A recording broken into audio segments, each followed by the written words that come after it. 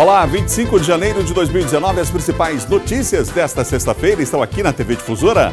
Tarifas de ônibus vão ser reajustadas a partir de amanhã. Aumento ficou abaixo do valor pedido pelas concessionárias. Ministério da Educação adia prazo final de inscrições no SISU.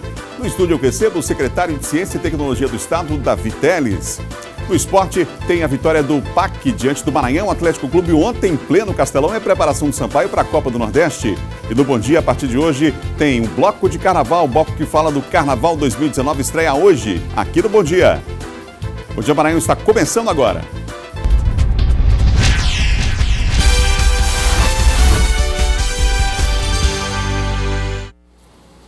São 7 horas e 1 minuto, um ótimo dia para você que nos acompanha em todo o estado aqui pela TV Difusora. Estamos começando o nosso Bom Dia Maranhão. Aos amigos aí na Baixada Maranhense, Pinheiro, Santa Helena, São João Batista, um abraço aos amigos que nos acompanham nessa região do estado. Estamos unindo o Maranhão inteiro, de ponta a ponta, norte a sul, de leste a oeste, através da informação. Nossa equipe está pronta, preparada para levar o melhor da informação para você nessa sexta-feira. E olha que hoje tem muita coisa. Daqui a pouquinho a gente vai falar sobre uma ação que vai ser realizada, uma entrevista coletiva de auditores fiscais do trabalho. Segunda-feira tem uma data importante, que é o Dia Nacional desses profissionais, também um dia de combate, Dia Nacional de Combate ao Trabalho Escravo, e hoje é uma coletiva com dados importantes sobre esse trabalho feito pelos auditores, que estão inclusive aí passando por um momento importante de rever o seu planejamento, já que tivemos a extinção do Ministério do Trabalho. Já vamos falar sobre esse assunto aqui no Bom Dia. Tem a vitória do Pinheiro ontem em pleno estádio Castelão diante do Maranhão Atlético Clube pelo Campeonato Maranhense.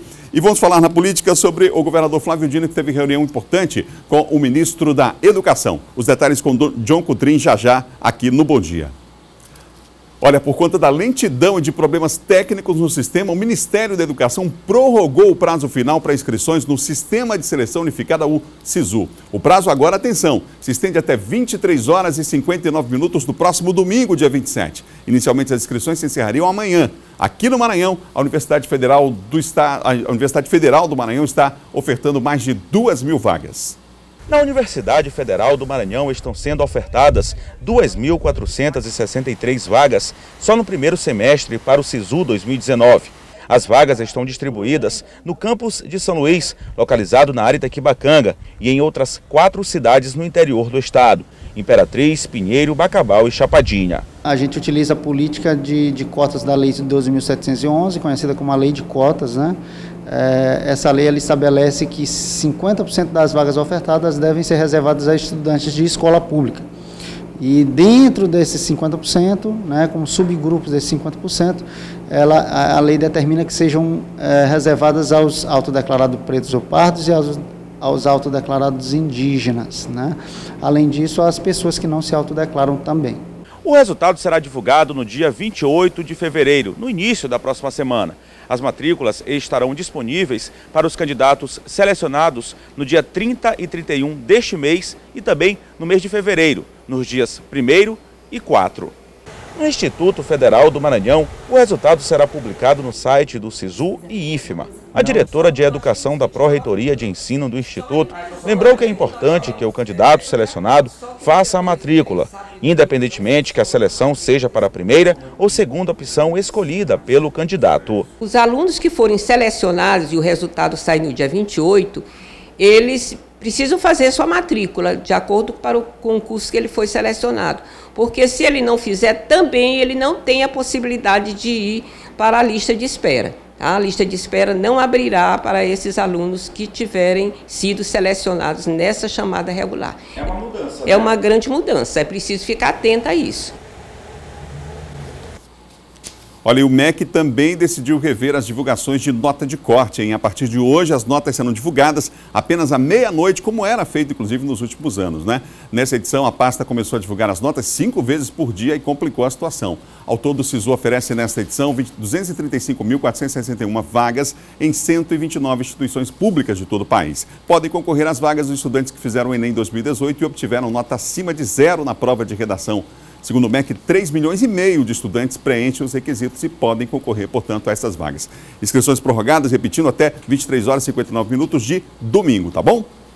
São 7 horas e mais 5 minutos, 7 e 5. Uma mega operação foi realizada pela Polícia Civil na tarde de ontem na Vila Conceição, aqui na capital maranhense. O objetivo da operação integrada era combater o tráfico de drogas e o confronto por território entre facções criminosas. Veja na reportagem de Hugo Viegas. A operação teve como alvo uma quadrilha que agia na área da Vila Conceição, em São Luís. De acordo com a polícia, os suspeitos fazem parte de uma organização criminosa que atua com o tráfico de drogas e estavam em uma reunião planejando ataques aqui na capital. Houve confronto. 8 suspeitos acabaram mortos. Confirmamos, através de levantamentos, que essa facção já estava se articulando a fim de cometer algum ataque aqui na cidade. Então, durante essa operação, eles foram surpreendidos e durante a abordagem eles reagiram com grande recalcitrância e durante o confronto acabaram sendo alvejados e foram conduzidos ao hospital.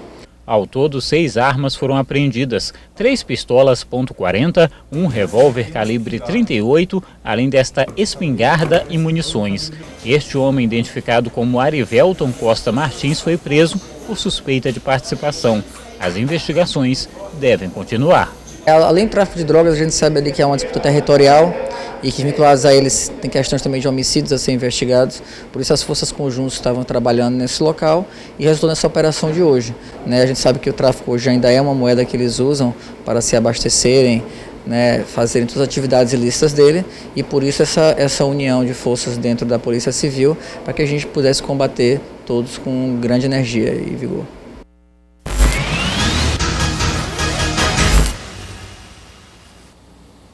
Vamos falar de segurança com o Silvão Alves, que está chegando aqui no Bom Dia, porque essa operação, inclusive ontem, o impacto foi muito grande ter essa operação forte, realmente, o sistema de segurança agindo com rapidez, até porque, Silvão, já nas redes sociais, não só nas redes sociais, mas a informação que a polícia tinha era da possibilidade, inclusive, de confronto maior entre essas facções criminosas. A gente já percebeu isso em diversas regiões da cidade. Essa semana, a manifestação... Começou na Vila Conceição, aí depois aconteceu em outros pontos, Então, tinha que haver uma ação do Estado. E rápida. E rápida, e a resposta foi rápida.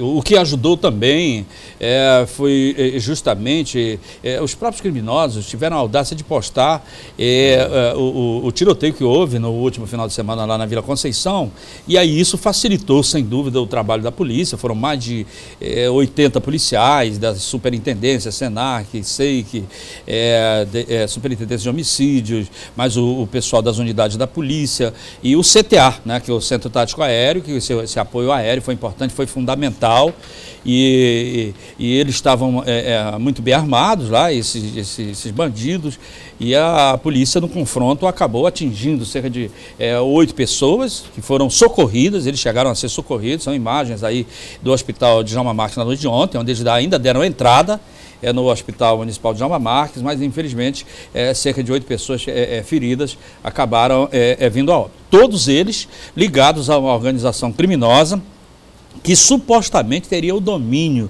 lá do bairro da Vila Conceição, lá do Altos do Calhau, e essa briga, esse confronto entre esses integrantes de facção seria justamente uma briga deles para tomar o domínio do território da outra facção. Essas operações, inclusive, elas poderão ocorrer dentro das próximas horas em outros bairros, em outras comunidades, onde a polícia, que já tem o levantamento, detectou que há necessidade também de intervenções. Essa intervenção é extremamente salutar para a sociedade, para o cidadão de bem.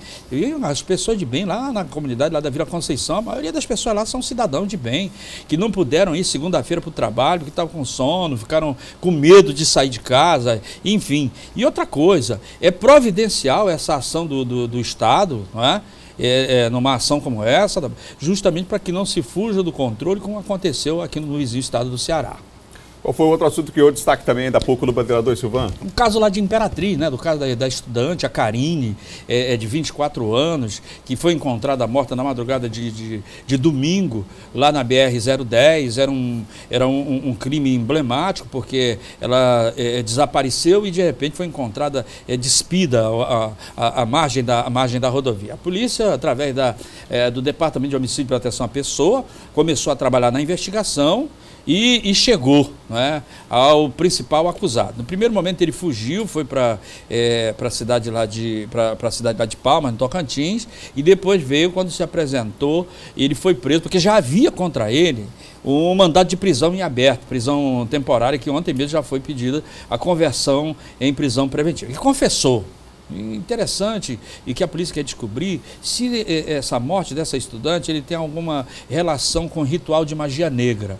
Porque lá na casa dele foram encontrados vários objetos, inclusive dentro dos objetos com a substância química luminol, a polícia detectou que havia um vestígio de sangue da vítima, vestígio de sangue nas paredes, na mala do carro. Foi um crime premeditado. E outra coisa que chama a atenção, ela conheceu esse rapaz através do aplicativo de relacionamento, né? Não tinha muita, quer dizer, não conhecia profundamente a pessoa. E aproveitou que a mulher dele estava viajando, chamou ela lá para casa, acabou matando ela com requinte de crueldade, golpe de marretada, e depois ele ainda colocou o carro na mala o corpo na mala do carro da mulher dele e foi fazer a desova do corpo. Então muita coisa ainda precisa ser explicada, e também a polícia começa a trabalhar, viu, Adalberto, que de repente pode estar diante de um serial killer, pode ter praticado esse tipo de crime. Quem faz um crime desse, automaticamente ele pode ter um histórico de ter cometido outros crimes em outros lugares do Brasil. Ele não foi ele que usou aquele argumento que teria tomado uma substância e por isso perdeu o controle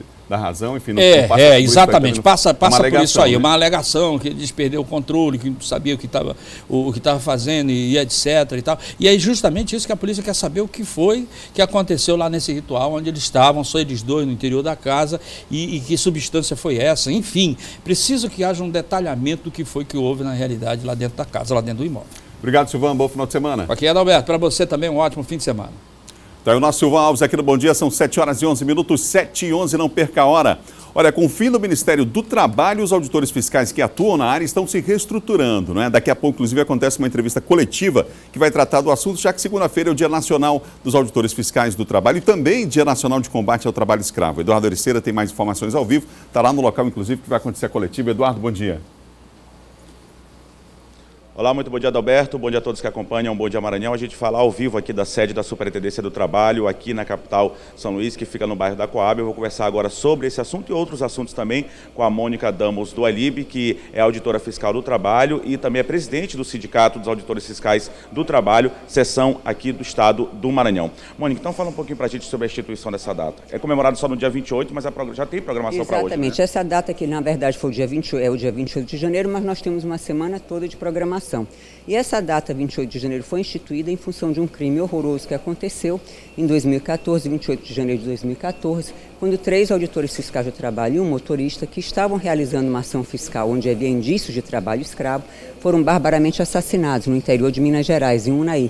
Então, desde então, foi criada essa lei que marca o Dia Nacional do Auditor Fiscal do Trabalho e o Dia Nacional de Erradicação do Trabalho Escravo também. Então, é um dia que, ao mesmo tempo, nós temos o que comemorar as conquistas da nossa categoria, o trabalho que nós desenvolvemos junto à sociedade, proteção dos direitos trabalhistas, mas é também um dia de luta e de rememorar, de lembrar o sofrimento, o crime que aconteceu contra esses colegas e, principalmente, é um dia de cobrar das autoridades que a justiça seja feita e que os mandantes deste crime, que até hoje estão em liberdade, que já foram julgados e condenados pelo Tribunal do Júri, sejam finalmente presos e a justiça seja feita. Como é que está essa questão da atuação de vocês após esse crime? E agora também queria que você citasse um pouco sobre essa questão da mudança na reforma trabalhista, as mudanças no setor trabalhista. Como é que está essa atuação de vocês? Como é que fica agora o trabalho dos auditores fiscais do trabalho? Em relação à chacina de Unai, o Sindicato Nacional dos Auditores Fiscais do Trabalho, nesses 15 anos, nós temos feito um trabalho incessante de pressão junto ao judiciário, de cobrança junto ao judiciário, de mobilização da sociedade, da imprensa,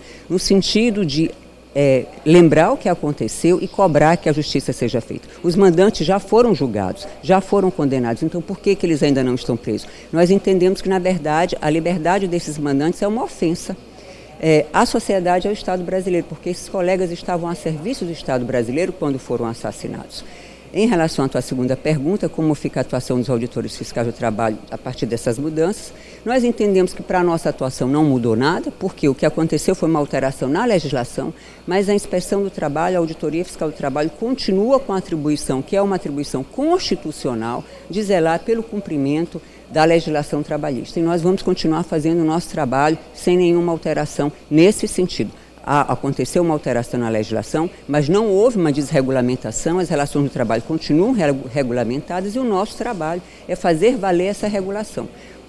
Nós temos que continuar garantindo a proteção dos trabalhadores, que os direitos sejam efetivamente usufruídos pelos trabalhadores, que haja proteção legal e que também os empregadores tenham a sua segurança jurídica assegurada. Okay, obrigado, Mônica Damos. A gente vai conversar agora, Adalberto e telespectadores, com o Paulo Lázaro, que ele é responsável pela fiscalização aqui da Superintendência do Trabalho no Estado do Maranhão. Inclusive, você que vai repassar aí dados relacionados à questão dessa fiscalização que aconteceu aqui no Estado. Já dá para antecipar para a gente, claro, vai acontecer a coletiva, mas já dá para antecipar alguns números dessa fiscalização que foram realizadas aqui nesse setor trabalhista aqui no Estado do Maranhão. Paulo, muito bom dia a você.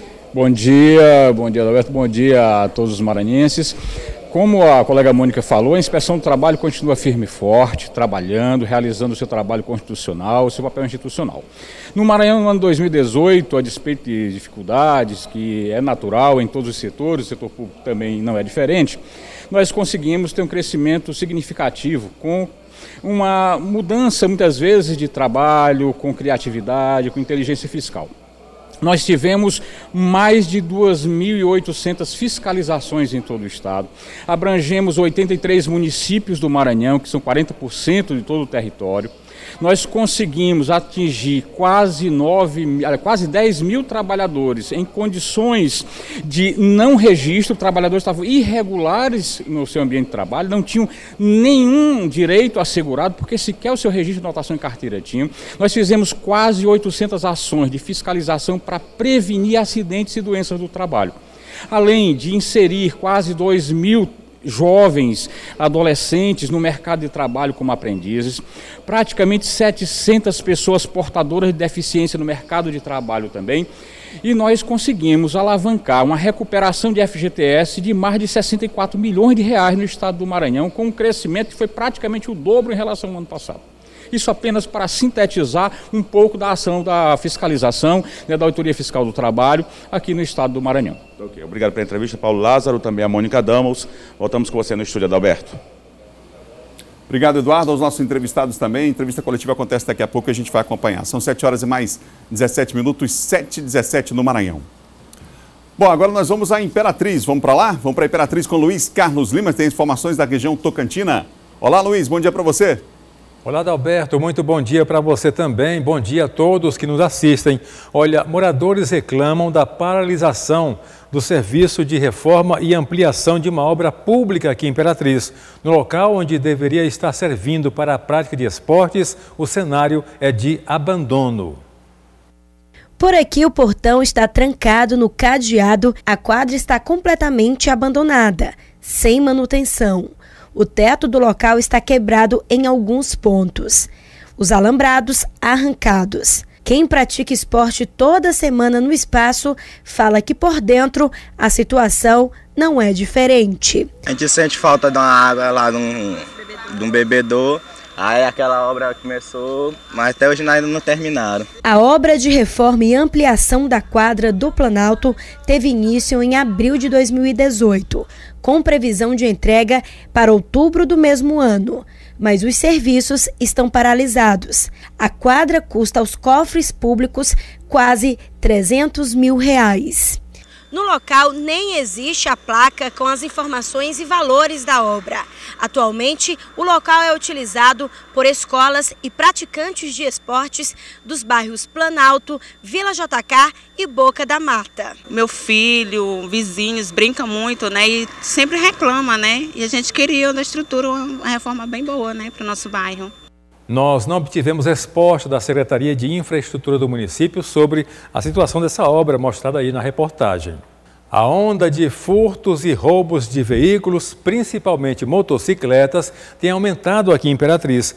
A polícia diz que descuidos por parte dos proprietários facilitam a ação dos criminosos, mas que consegue recuperar cerca de 60% desses veículos. No pátio da Delegacia Regional de Segurança, mais de 50 motocicletas recuperadas e que ainda não foram procuradas pelos proprietários. A Polícia Civil diz que o número de veículos recuperados na cidade é satisfatório. Segundo a Polícia Civil, há uma média histórica de recuperação de veículos aqui em Imperatriz que chega a 60%. Outro dado importante é que entre furtados e roubados, o número de registros de furto de veículos vem aumentando, principalmente de motocicletas, e isso é preocupante. A grande maioria, de um tempo para cá, das motocicletas eram subtraídas para a prática de outros crimes.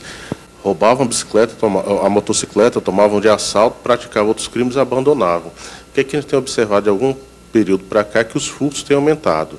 Às vezes, pelo próprio descuido do proprietário, nós temos casos aqui que a pessoa deixa a chave no contato, desce para resolver algum assunto, alguém sobe na moto e leva. Em um dos casos mais recentes, a proprietária de uma moto viu o veículo sumir em poucos minutos da frente da residência no bairro Santa Rita. Um espaço de em torno de 5 minutos, eu deixei a moto em frente à minha calçada, e entrei, quando eu retornei mais ou menos com 2 minutos, 3 minutos, já não estava mais a moto. As imagens mostram quando 2 homens caminham pela rua e um deles para na frente da casa, destrava e liga a moto e sai levando o parceiro do crime. Os vídeos foram entregues à Polícia Civil. O delegado diz que este tipo de crime pode ser evitado ou dificultado com algumas estratégias, como a instalação de sistemas de segurança veicular. O proprietário, em momentos como esse, é você colocar um ofendículo, uma espécie de alarme, uma espécie de monitoramento, de rastreador, auxilia diretamente no trabalho de recuperação desses veículos pela polícia. São 7 horas e mais 21 minutos, 7h21, você ligado aqui no Bom Dia Maranhão. No próximo bloco nós vamos falar sobre a política. O governador Flávio Dino se reúne com o ministro da Educação. E mais, no esporte, o Pinheiro mostra força e vence o Maranhão Atlético Clube em pleno Castelão. Já o Sampaio se prepara aí para enfrentar o Confiança pela Copa do Nordeste. São 7 horas e mais 21 minutos, imagens ao vivo da capital de todos os maranhenses, Avenida Jerônimo de Albuquerque, no bairro da Coab. O trânsito agora vai se intensificando, mas por enquanto aí tranquilo, o tempo meio nublado, né? Nessa sexta-feira, já a gente volta com o Bom Dia Maranhão.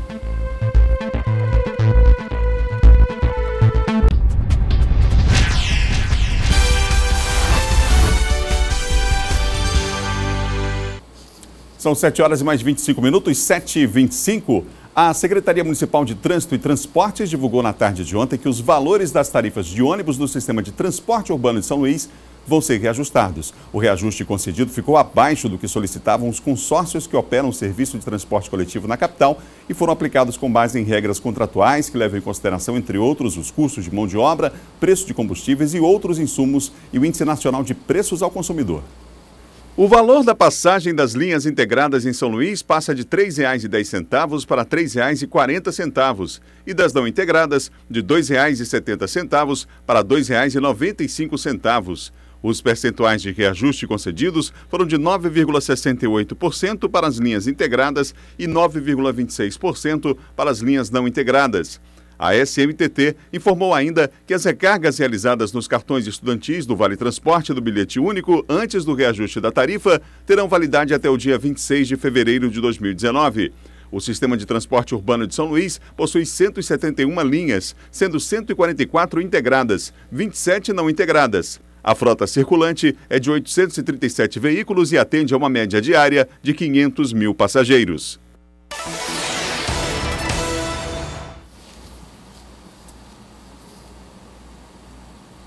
São 7 horas mais 26 minutos, 7h26. Vem para cá, John Coutrin. Vamos falar com o nosso comentarista de política, John Coutrin. John, um ótimo dia para você. Bom dia, Adalberto. Bom dia a todos. John, a gente falou ainda há pouco sobre o reajuste da passagem. Claro que ele acaba tendo um impacto também político, principalmente anos antes de uma eleição, né? Natural que se faça isso. Mas é preciso que, não vou tapar o sol com a peneira, falar em reajuste, realinhamento ou aumento, né? Não é bom para ninguém, principalmente num país como o nosso, com a dificuldade que a gente tem com o salário mínimo que subiu minimamente, né, menos inclusive do que estava previsto pelo governo Temer, mas é preciso que essas informações, quer dizer, que esse fato não tire de nós o senso de justiça, né? A lei determina um equilíbrio do sistema. Para ver o equilíbrio, você não pode ter um lucro exagerado por parte das empresas, mas também elas não podem quebrar, porque senão o cidadão é que acaba sofrendo, não tendo, inclusive, acesso a uma série de benefícios, de melhoria do próprio sistema, não é? É isso, Adalberto. Desde que foi feita a licitação do transporte público, há uma série de exigências e cláusulas contratuais com essas empresas de transporte.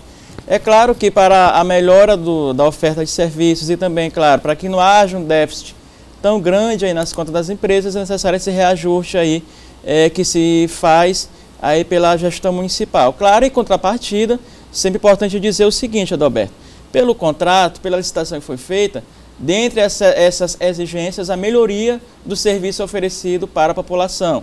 Ao passo que se aumenta, se reajusta a tarifa do transporte público, as empresas são obrigadas, então, a prestar um serviço de melhor qualidade para a população, ou seja, a colocar ônibus novos, renovar a frota, aumentar o número de ônibus com ar-condicionado, ou seja, é necessário também que haja essa melhoria desse serviço. São Luís ainda está, comparado com outras capitais, ainda não é a maior tarifa de passagem.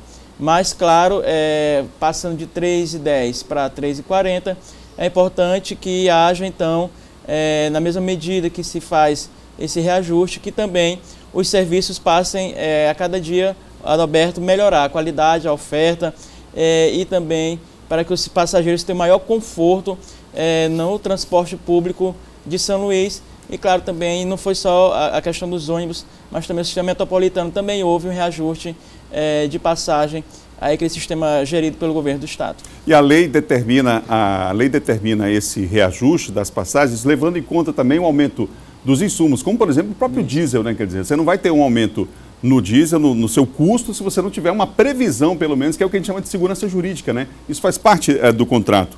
Um dado também importante para ser analisado nessa questão, como eu dizia, a gente não pode perder o nosso senso de justiça, de equilíbrio, é que nós tivemos de 2013 para cá, 76% da frota circulante, ela foi renovada. Os ônibus, que era muito comum a gente ver aqui em São Luís, você que está assistindo a gente lembra também, aquelas latas velhas que andavam aqui, né, sem nenhum controle, e a gente teve aqui hoje, recentemente, por exemplo, a redução para 4 anos e meio de idade da frota urbana maranhense, quer dizer, os ônibus mais novos em relação a ônibus com ar-condicionado. A gente tem uma frota hoje que faz inveja a muitas capitais do Nordeste, né? É um outro ganho que se teve, a própria questão da acessibilidade e, portanto, são alguns números que chamam a atenção. John, 638 ônibus novos foram incluídos no sistema de transporte público em 2016, quando houve a conclusão daquela licitação. Ou seja, é preciso considerar também, não esquecer esses outros componentes, digamos assim, na hora de fazer uma avaliação dessa questão, não é? É isso, Adalberto, com certeza, esses dados são importantes para fazer esse comparativo aí dos serviços ofertados e também da necessidade desse reajuste. Vamos em frente com o Bom Dia Maranhão, temos mais assuntos para tratar com o nosso John Coutrinho. Nós tivemos, inclusive, uma reunião do governador Flávio Dino com o ministro da Educação. John. Importante, mais uma reunião, Adalberto, aí, desse diálogo aí que está sendo construído do governo Flávio Dino com o governo Bolsonaro. Ontem, o governador Flávio Dino com o ministro da Educação, Ricardo Vélez Rodrigues, estiveram ali presentes, claro, acompanhados do secretário estadual de Educação, Felipe Camarão, e eles delinearam alguns pontos, Adalberto. Primeiro, a retomada, ele apresentou um plano, o governador Flávio Dino apresentou um plano aí de conclusão das creches federais aqui no Maranhão. Muitas delas, Adalberto, nos municípios maranhenses, muitas dessas creches estão com obras paralisadas.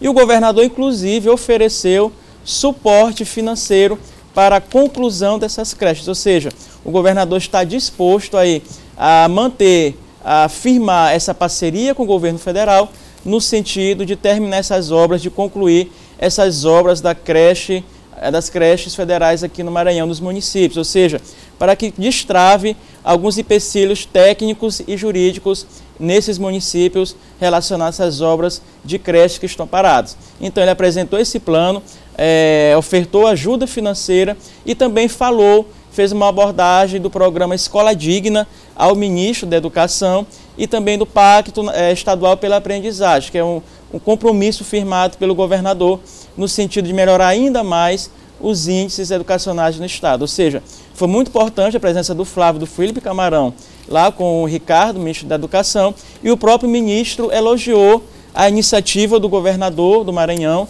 no sentido de estabelecer essa parceria, essa ajuda mútua no intuito de que a educação no Maranhão melhore ainda mais. É claro que precisa avançar bastante, Adalberto, mas há índices significativos nesse sentido. Do ponto de vista político, muito importante, porque aí quebra, mais uma vez, essa barreira ideológica que tenta se colocar entre o Flávio e o governo Bolsonaro, e o Flávio Dino colocando isso de lado é muito importante, priorizando os interesses da população maranhense. É a segunda vez que o Flávio está reuniu com o ministro da Infraestrutura e reuniu também aí com o ministro da Educação. Dessa vez a bancada federal não esteve presente, mas o governador ali reunido com esse ministro. Obrigado, João. Bom final de semana. Até segunda. Lembrando que hoje tem resenha, né? Hoje tem resenha com o presidente da Câmara Municipal, o vereador Osmar Filho. Fique ligado aí, Adalberto, a partir de 1h40 da tarde aqui na TV Difusora. Obrigado, João, mais uma vez. São 7h33, 7h33, você ligado aqui no Bom Dia Maranhão. E agora é hora da gente falar de esporte aqui no Bom Dia.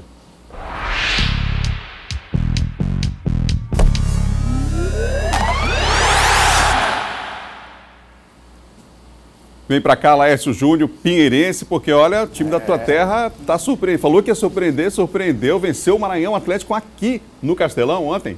Para quem está acompanhando desde a Copa FMF não é surpresa. Pinheiro viria forte, é um dos 5 times que irão brigar pelas 4 vagas na próxima fase da Copa FMF e conseguiu uma vitória maiúscula. Dos 4 jogos considerados clássicos que o Pinheiro tem pela frente, já venceu o primeiro e fora de casa, diante do Maranhão Atlético Clube, que é o atual campeão da Copa FMF e vinha de vitória contra o Cordino. Confira como foi. Mac em campo. É o clássico entre o Maranhão e o Pinheiro. O Mac quer a liderança. O Pinheiro faz a sua estreia e volta à elite após 26 anos fora. E é o PAC quem começa pressionando. O gol quase vem nesse chute de Juninho Pindaré. Mas logo na sequência ele não desperdiça e marca o primeiro do Búfalo da Baixada. 1-0 Pinheiro. Juninho Pindaré. O Mac tenta responder, mas o segundo do PAC quase vem com o Eider. Do outro lado, Deilon arrisca de longe, por pouco não empata. Na melhor chance do Mac no primeiro tempo, Afonso acerta a trave e ele recebe sozinho. De cabeça, Anderson Lagoano manda para fora. O primeiro tempo fica assim, 1-0 PAC. Na etapa final, Eider assusta o Mac. Logo depois, Jadson é expulso após esta falta. Com 1 a mais, o Maranhão vai para cima. No contra-ataque, Vinícius Paquetá quase amplia. Mesmo com 1 a menos, o PAC é mais perigoso. Na reta final, o Maranhão Atlético pressiona. E por pouco não empata com Kleber Pereira. Ele para no goleiro Jailson.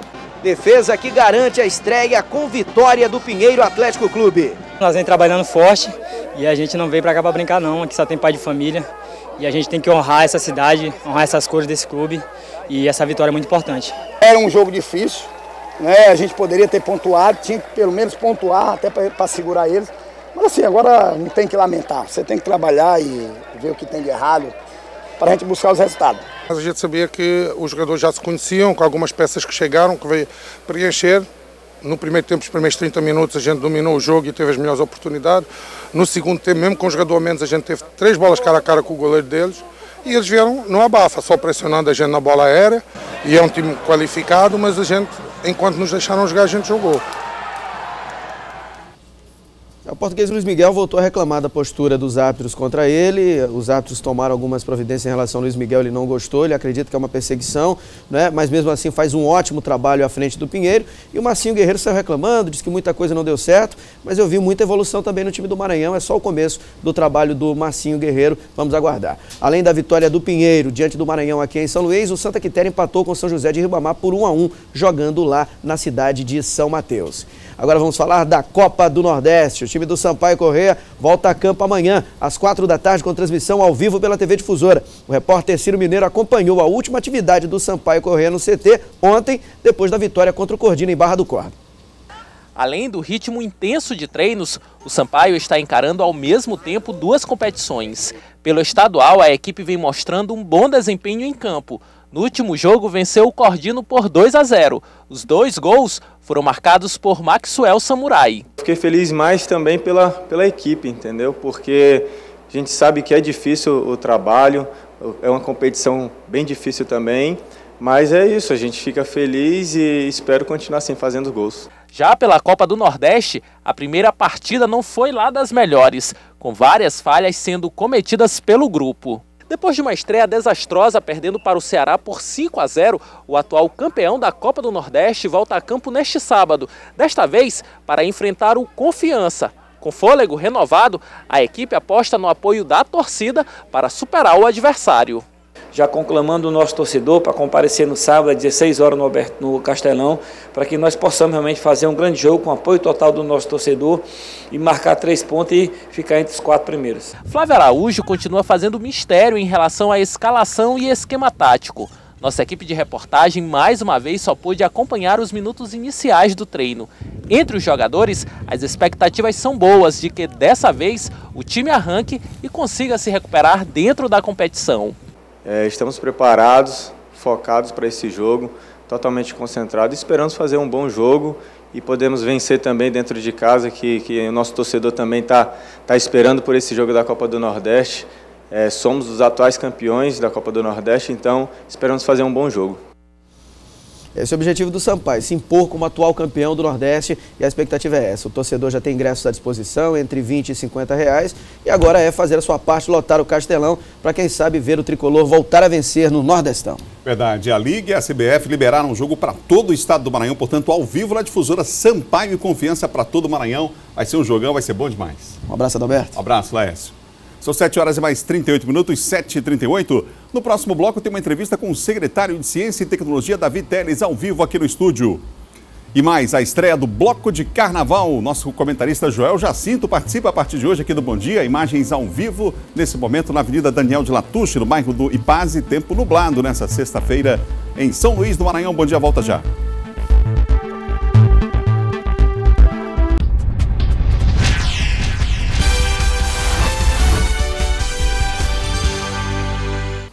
Estamos de volta com o Bom Dia Maranhão ao vivo para todo o estado. São 7 horas e 42 minutos e aqui no estúdio eu recebo o secretário de Ciência e Tecnologia, Davi Teles. Secretário, bom dia. Bom dia, Adalberto.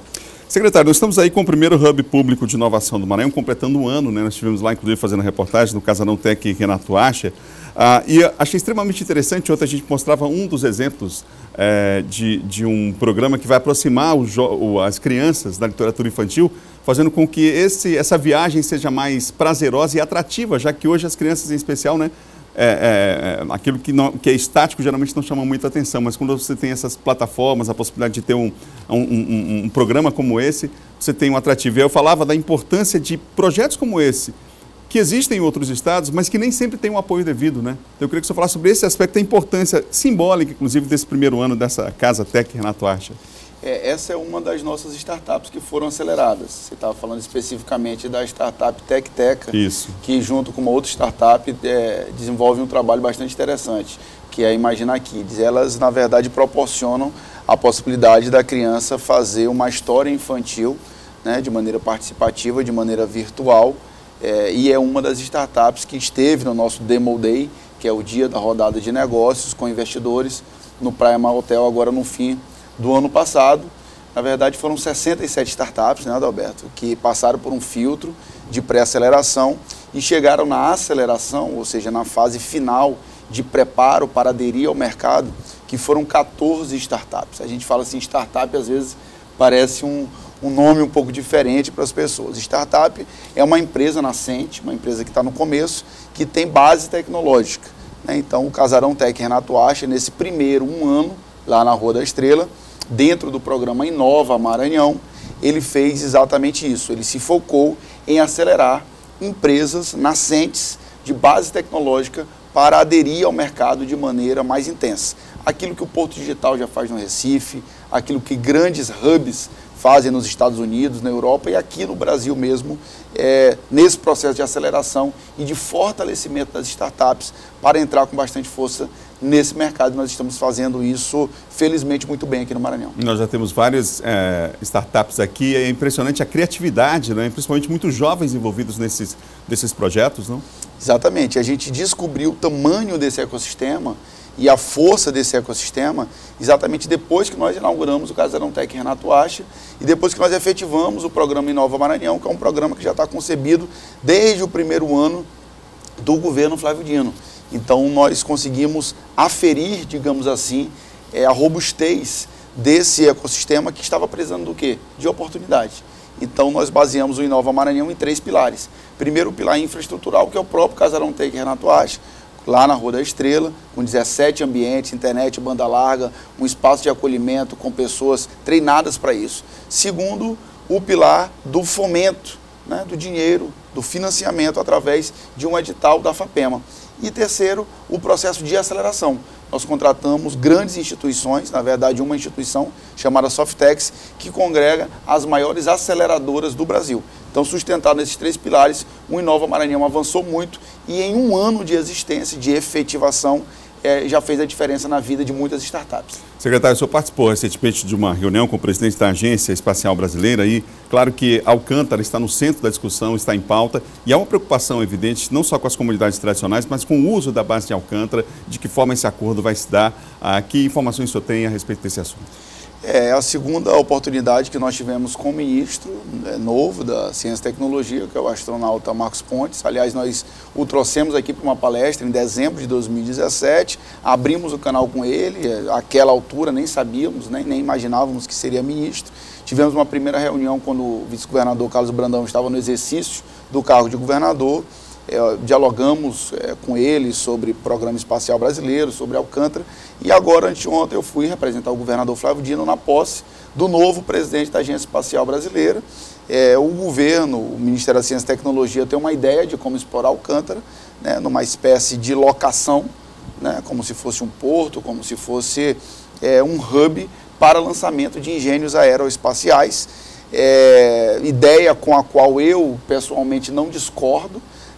Obviamente, se houver salvaguarda de transferência de tecnologias e, claro, se as populações tradicionais de Alcântara, em torno do centro de lançamento de Alcântara, notadamente as populações quilombolas, forem respeitadas e, claro, se trouxer riqueza, geração de renda, geração de conhecimento, transferência de conhecimento para o nosso povo.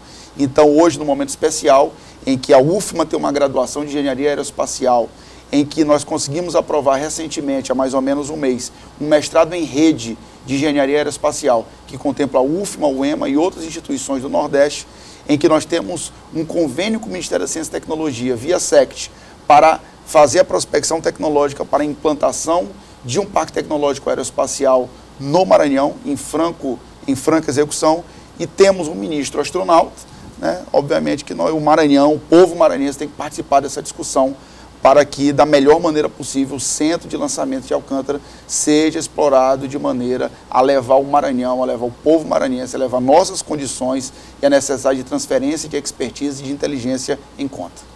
Nós estivemos lá na região recentemente, fizemos inclusive aqui na Difusora alguns programas com as comunidades tradicionais e nem eles são contra o progresso, pelo contrário. O que querem é discutir, até a voz para discutir também ali os critérios que serão utilizados para o uso da base, enfim, e que afetam diretamente aquela comunidade, já afetaram no passado, né, e que evidentemente agora também não seria diferente. O que as pessoas querem é fundamentalmente isso, espaço para ter participação, para ter voz. Né? Na democracia você tem que levar em conta num projeto como esse a participação popular.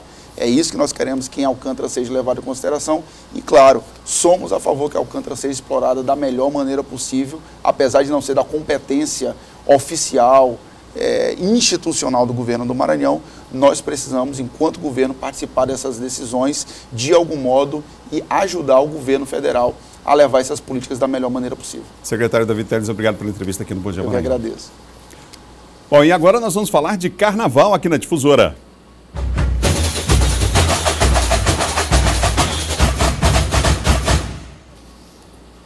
A partir de hoje, a TV Difusora bota o bloco na rua e fala de forma mais intensa sobre a maior festa popular do país. Na reportagem de hoje, nós vamos saber um pouco mais sobre o primeiro LP gravado com sambas de escolas de samba aqui de São Luís. O registro está completando esse ano 4 décadas e trouxe sambas históricos, como Haja Deus, da Flor do Samba, lembra?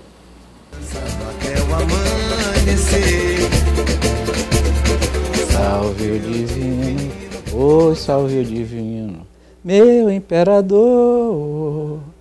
40 anos se passaram, mas o samba, considerado um hino das escolas de samba de São Luís, permanece vivo na mente do compositor e de muitos maranhenses.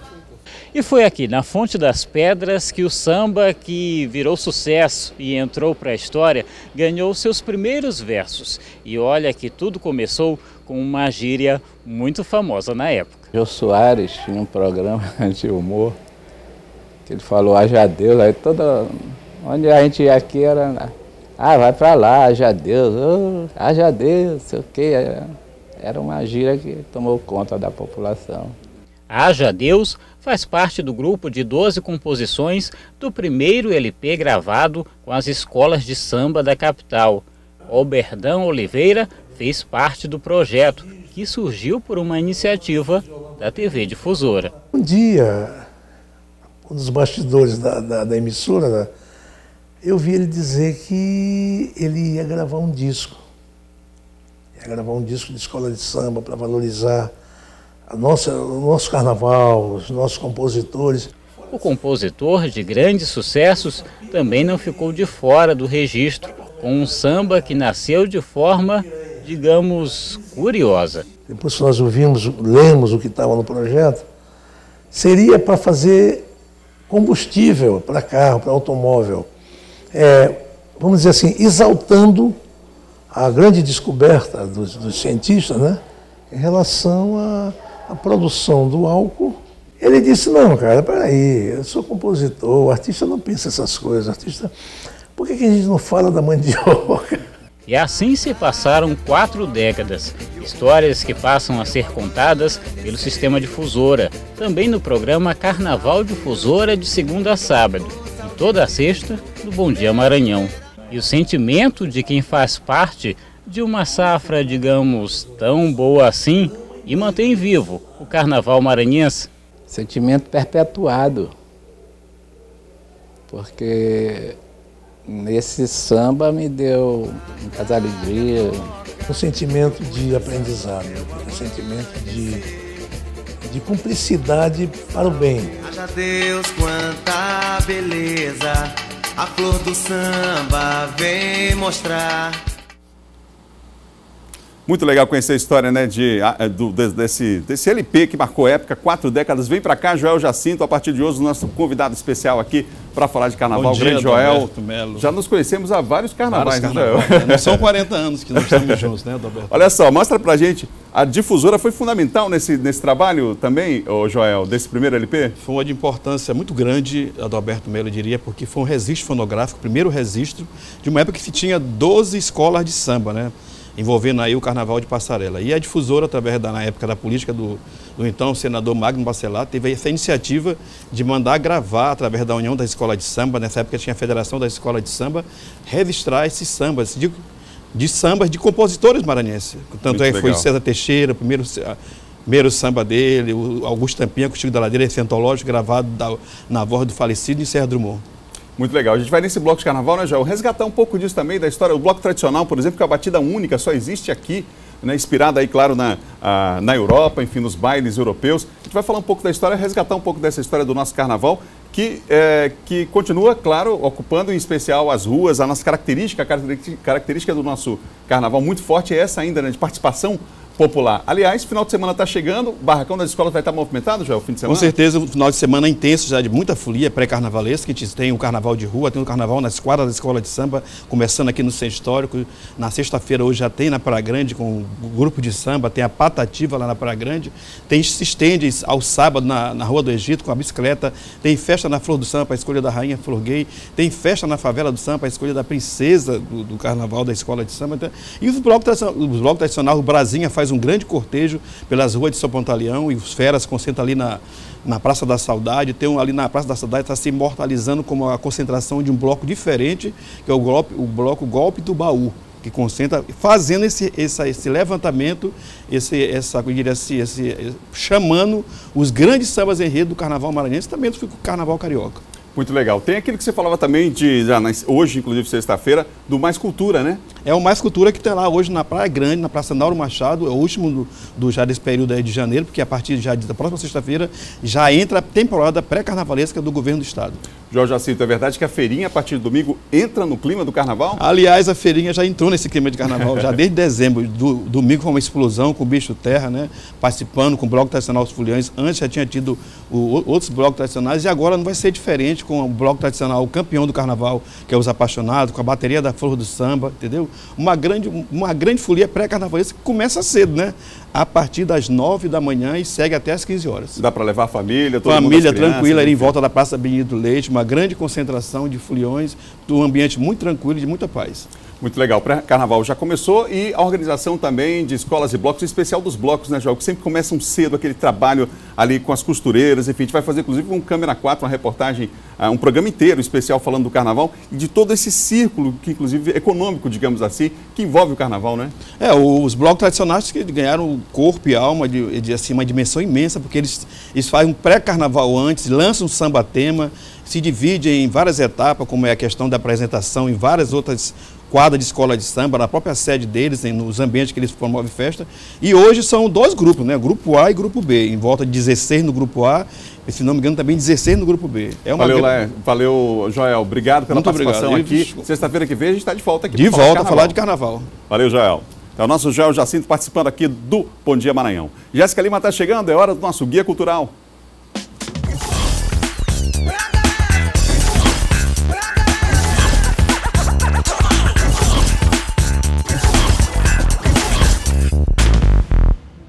Último fim de semana do mês e de muitos maranhenses, o último das férias também.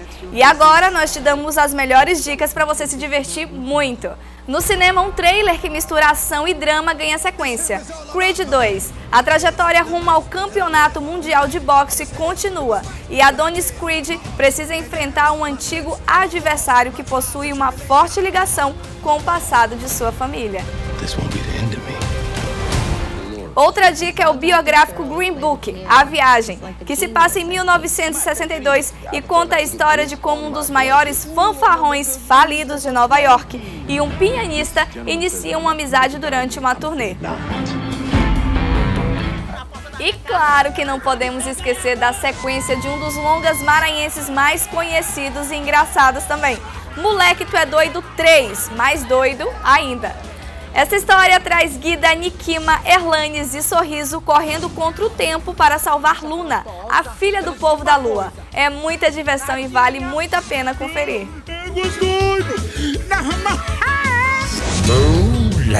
E esse é o último fim de semana de programação do Teatro Sesc. E quem sobe ao palco hoje é o grupo Encanto Coletivo Cultural com o espetáculo Cazuza, Mostra Tua Cara, às 19 horas. Já amanhã, no sábado, a companhia Miramundo apresenta seu mais recente espetáculo, que mistura circo e teatro de rua, Palita Arruaçando, às 16 horas. Ambos os espetáculos são gratuitos e precisam ser retirados 1 hora antes na bilheteria do Teatro Napoleão Everton. E a partir de hoje, a agenda cultural da Galeria de Arte da Sala Sesc de Exposições está aberta. E a exposição Cotidiano Meio Norte, do artista visual Vitor Rego, foi a escolhida para a abertura. O trabalho apresenta 20 obras produzidas a partir da pintura acrílica sobre tela e retrata os lugares e as pessoas que fizeram parte da vida do artista. O trabalho fica em exposição no condomínio Fê Comércio Sesc Senac até o dia 28 de fevereiro. A entrada é franca. Para a garotada que é fã da cultura pop e do universo geek, se liga nessa dica. Amanhã o ginásio do Sesc Deodoro se torna o palco da primeira edição do Sesc Geek, das 13 horas às 17 horas. Serão oficinas, palestras, concursos de cosplay e K-pop, com premiação em dinheiro e muito mais. O evento é gratuito. Domingo é dia da cidade de Raposa receber o projeto Trupeada no Quintal da Cultura em uma tarde com muitas atividades culturais para toda a família. Lá o público pode conferir shows, musicais, exposições, espetáculos teatrais e de poesias, dentre outras atrações. O local do evento é na Casa d'Arte, Centro de Cultura, localizado no Alto do Farol do Araçagi, e começa às 16 horas. A entrada também é gratuita. E essas foram as nossas dicas para um fim de semana mergulhado em muita cultura e diversão. Eu vou ficando por aqui. E se você quer divulgar algum evento, é só enviar todos os dados para esse e-mail que está aparecendo aqui embaixo. Até a próxima. Tchau, tchau. Valeu, Jéssica, pelas informações. Amanhã ela está no Bom Dia. Aliás, amanhã ela está no Tudo de Bom com o nosso Iago. Não perca aqui na Difusora, tá bom? Na segunda-feira nós vamos falar sobre um assunto extremamente importante. O oftalmologista Mauro César Oliveira vai falar sobre o aumento do caso de miopia, gente, em crianças, pelo uso excessivo, de celular e tablet. A gente vai falar sobre esse assunto na segunda-feira. Com uma novidade, você vai poder participar pelo WhatsApp do Bom Dia. A partir de segunda, a sua participação direta com a gente. Um ótimo dia, bom final de semana. A gente se encontra na segunda. Até lá.